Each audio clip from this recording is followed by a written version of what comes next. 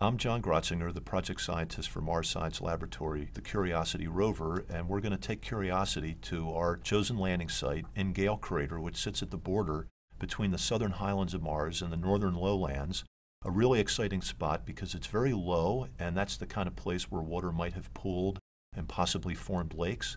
So here we see a different view of Gale Crater that has a different perspective.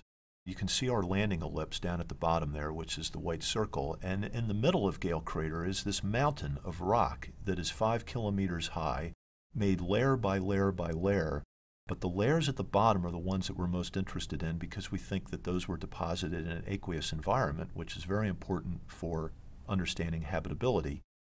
What you can see here now is that we're about to land very close to the center of the landing ellipse, and we have a couple of different routes that we can take. The scientists on the team prefer the one on the right, and so what we would do is drive along it. And now you can see at the base of this mountain where these lower layers are. And the layers are important because they allow us to sort of read a geological book. You start at the bottom of the mountain, and those are the oldest layers. And then the layers that occur up near the top, those are the youngest parts, the youngest chapters in the book.